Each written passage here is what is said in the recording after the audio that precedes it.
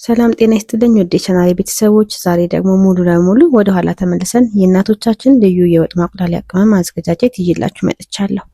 ይህ ቅመም ሽንኩርቱ ገና መጀመሪያ ከዘይቱ ጋር ሲበስል አብሮ የሚገባ ነው። ቃናውና ሽታው ብቻውን የምግብ ፍላጎትን ይከፍታል። ታዲያ ዛሬ ይህን ቅመም እንዴት እንደምናዘጋጅ አብረን እናያለን። እስከመጨረሻው አብራችሁን ቆዩ።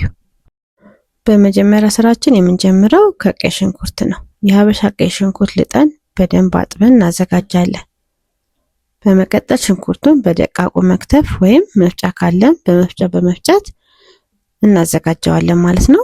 ዋናው ዓላማችን ሽንኩርቱ በደንብ ደቆ እንዲደርቅልን ስለሆነ ነው።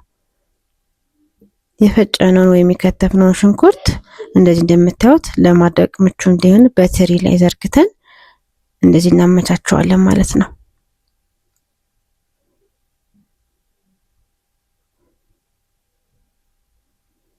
ከዛን አየር በሚያገኝበት ቦታ ላይ ዘርግተን ሙሉ በሙሉ እስኪ ደርቅ ድረስ እንጠብቀዋለን።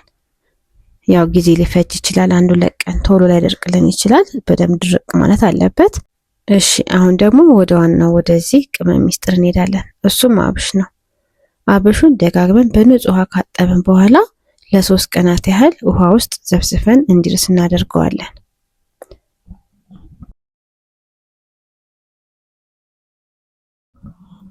ከዛን ከ3ኛው ቀን በኋላ ውሃውን አጠንፍፈን አብሹን እንዲበቅል ወይም በቁልት እንዲሆን በድጋሚ ለ3 ቀን እናስቀምጠዋለን።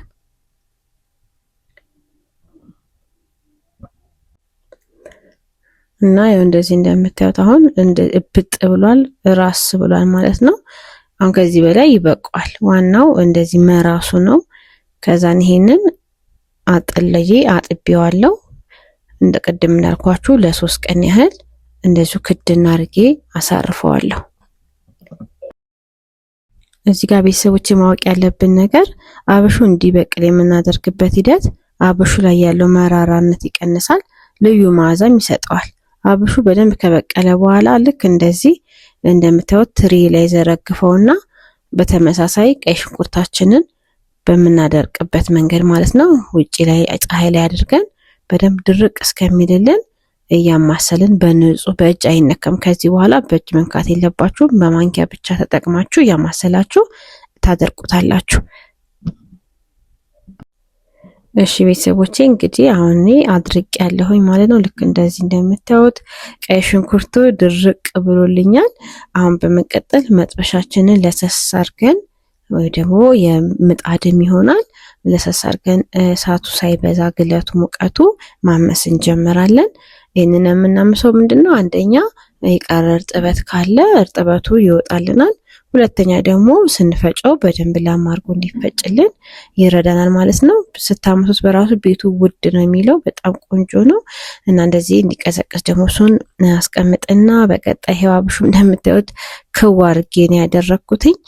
ይሄንንም እንደዚሁ አምሰዋለሁ ማለት ነው። በተመሳሳይ እንዳያርባችሁ ማንኛውንም ቅመም ስታዘጋጁ ያው የእሳታችን መጠን ሁሌ መመጣጠን አለበት እና እንደዚህ እንደምታዩት አምሰዋለሁኝ። ልክ ከለሩ አሁንም ይሄ መልቅ የሆነ አጋም ነገር እስኪመስልልኝ ማለት ነው። አያችሁት? እንደዚህ በጣም ነው የሚያምረው። አሁን ጨርሻለሁኝ። ይሄንን ቅዝቅዝ አድርጌ በመፍጫዬ ተጠቅሜ መፍጨት ነው። አለዛም በሙቀጫ መጠቀም እንችላለን። ምንም ችግር የለውም። ዋናው መላሙና መልቀቁ ነው። ከደቀቀ በኋላ እንደዚህ ሁለቱን አገናኛቸዋለሁኝ እኩል ለመፍጨት እንዲመቸኝ ቀነስ ቀነስ አድርጌ ያው በመፍጫዬ ልክ አድርጌ ፈጨዋለሁ። እሺ ቤተሰቦቼ እስካሁን እንግዲህ አብራችሁኝ ከሆናችሁ ቪዲዮ ከተመቻችሁ ላይክ እያደረጋችሁልኝ እንዲሁም አዳዲሶች ሰብስክራይብ ማድረግ እንዳይረሳ። በዚህ ቻናል ቆንጆ ቆንጆ የባህልም ሆነ ዘመናዊ ምግቦች ታገኙበታላችሁ። ውስጥ ላይ የተለያዩ ቆንጆ ቆንጆ ምግቦች አሉ። እየገባችሁ ጎብኙን። ሀሳብ አስተያየት ካላችሁ ደግሞ በኮሜንት ላይ ያሳውቁኝ። እንግዲህ የዛሬ ቅመም አዘገጃጀቴ ይሄንን ይመስላል። ሁላችሁም በቤታችሁ ሰርታችሁ ሞክራችሁት ውጤቱን እንደምትነግሩኝና እንደምታሳውቁኝ ተስፋ አደርጋለሁ። በጣም ቆንጆና ልዩ የሆነው የድሮ የእናቶቻችን የወጥ ማቁላሊያ ቅመም በዚህ መልኩ ተዘጋጅቶ አልቋል። ይህንን ቅመም ንጹህና ደረቅ በሆነ እቃ ውስጥ አስቀምጠን ለረጅም ጊዜ መጠቀም እንችላለን። ወጥ በምንሰራበት ጊዜ ደግሞ ሽንኩርቱን ልክ ድስት ላይ ስታደርጉ ይህንን ቅመም አብራችሁ ጨምራችሁ አቁላሉት። ወጣችሁ የሚኖረው ልዩ ጣዕም ስትቀምሱት ታመሰግኑኛላችሁ። እውነቴን ነው የምላችሁ። የዛሬው ቪዲዮ ከተመቻችሁ ላይክ በማድረግ እንዳትረሱ። ለቻናሌ አዲስ ከሆናችሁ ደግሞ ሰብስክራይብ በማድረግ ቤተሰብ ሁኑ። በቀጣይ በሌላ ድንቅ የባህል ምግብ አዘገጃጀት እስከምንገናኝ ድረስ ቻው ቻው። እወዳችኋለሁ። መልካም ሳምንት ይሁንላችሁ።